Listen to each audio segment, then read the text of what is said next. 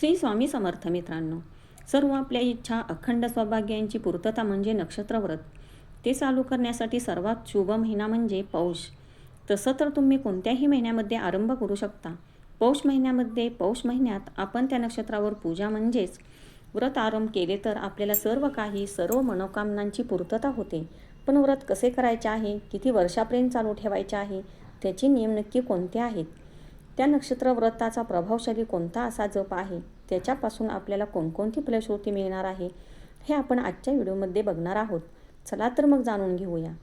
तुम्हाला माहिती आहे का, बऱ्याच लोकांना हे माहिती नाही की असे पण एक नक्षत्र आहे की त्या नक्षत्राचे व्रत आपण चालू केले तर आपल्याला सर्व इच्छा मनोकामना पूर्ण होऊ शकतात. ह्या नक्षत्रावर व्रत करणे म्हणजे आपल्या इच्छापूर्तीसाठी वरदानच आहे, कारण ह्या नक्षत्रावर भगवान श्रीकृष्ण यांचा जन्म झाला आहे. हे व्रत आपण तसं पाहिलं तर कोणत्याही महिन्यामध्ये आरंभ करू शकतो, परंतु पौष सर्वाधिक उत्तम मानला जातो. हे व्रत जैन धर्मातील बरेच लोक करतात. हे व्रत जैन धर्मातील वार्षिक 12 व्रतापैकी एक आहे, जे ह्या नक्षत्राच्या प्राधान्यावर आधारित आहे. हे नक्षत्र हिंदू पंचांगानुसार डिसेंबरच्या शेवटी आणि जानेवारीच्या सुरुवातीला येते, ज्यामुळे हे नक्षत्र पौष महिन्यामध्ये 28 तारीख 2026 बुधवारी सकाळी 9:28 चालू होऊन 29 जानेवारी गुरुवारी सकाळी 7:33 राहते. हे नक्षत्र 27 नक्षत्रामध्ये सर्वाधिक शुभ मानले गेले आहे.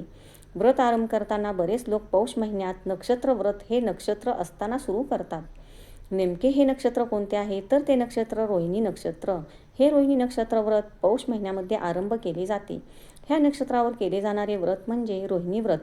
हे व्रत आरंभ केले तर हे व्रत प्रत्येक महिन्याच्या रोहिणी नक्षत्रावर करायचे असते. ते नेमके व्रत करण्याची पद्धत कशी आहे, तर सकाळी ब्रह्ममुहूर्ताला उठून गंगाजल मिसळून स्नान करा. आचमन करून व्रत संकल्प करून घ्या, कारण संकल्पशिवाय कोणतीही पूजा व्रत अपूर्णच राहते. आणि सूर्याला अर्घ्य द्यायला विसरू नका.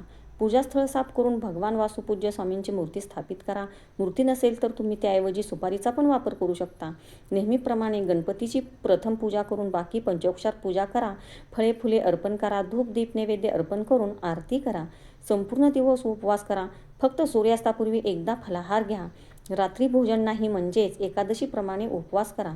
तुम्हाला प्रश्न पडला असेल की रोहिणी नक्षत्र व्रताचे महत्त्व आणि फलश्रुती काय आहेत. रोहिणी व्रत विवाहित महिलांसाठी विशेष आहे. आपल्या सौभाग्यासाठी विवाहित महिला आपल्या पतीच्या दीर्घायुष्यासाठी हे व्रत करू शकतात. पतीचे आयुष्य वाढवण्यासाठी खूप प्रभावशाली मानले गेले आहे. दुसरं म्हणजे ज्या महिलांना संतानप्राप्ती अजूनही झालेली नाही, अशा महिलांनी हे व्रत नक्की करा. संतानप्राप्तीसाठी करावे. आणि आत्ता तिसरं म्हणजे कौटुंबिक सुखासाठी शुभ आहे, ज्यामुळे सौभाग्य आणि समृद्धी वाढते. भगवान वासुपूज्य आणि चंद्रदेव यांच्या पूजेमधून कर्मबंधन मुक्ती आणि मनोकामना यांची पूर्ती होते. ही पूजा व्रत शुक्ल ब्रह्म योगात केल्याचे विशेष फळ मिळते. रोहिणी व्रत रोहिणी नक्षत्राच्या दिवशी पाळले जाते, जे दर 27 दिवसांनी येते आणि वर्षात 12 वेळा होते. पौष महिन्यात ते शुक्ल पक्ष त्रयोदशीला येते. ह्या पूजेसाठी ब्रह्ममुहूर्त किंवा अभिजित मुहूर्त शुभ असतो. पौष रोहिणी व्रतावर शुक्ल योग आणि ब्रह्मयोग लाभदायक असतो. दुसऱ्या दिवशी पारणा करावा. हे व्रत महिला 3, 5, 7 वर्ष किंवा 5 वर्ष 5 महिने करावा. त्या दिवशी उपवास करून भगवान वासुपूज्य स्वामींची पंचोपचार पूजा करून ओम ह्रीं श्रीं वासुपूज्य जनेंद्राय नमः जप कमीत कमी 108 वेळा करून जमलं तर दिवसभर नामस्मरण करावं. याने सौभाग्य, समृद्धी आणि कर्जमुक्ती यावर जास्त प्रभाव दिसून येतो, असं शास्त्र सांगतं. रोहिणी नक्षत्र हे 27 नक्षत्रापैकी सर्वात शुभ मानलं जातं, जे वाढ, पोषण, समृद्धी आणि सर्जनशीलतेचे प्रतीक आहे, कारण त्याचे वृषभ राशीमध्येच चंद्राचे उच्च स्थान आहे.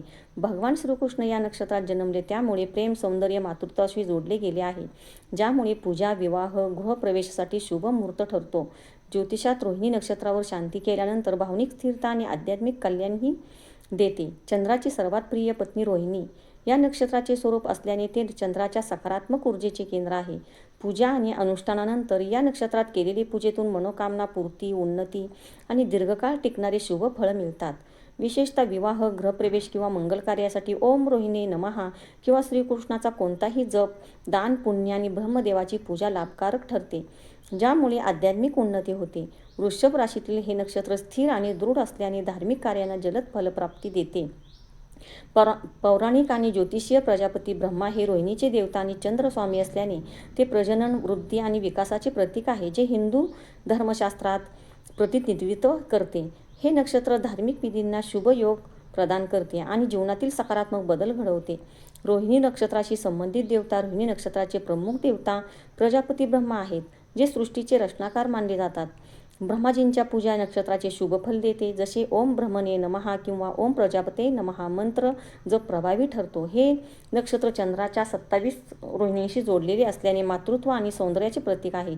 संबंधित ग्रह रोहिणी नक्षत्राचे मुख्य स्वामी चंद्र आहे, त्यामुळे भावनिक स्थिरता आणि मनाची शांती वाटते आणि रोहिणी नक्षत्रावर केलेले व्रत आपल्याला भरभरून देऊन जाते.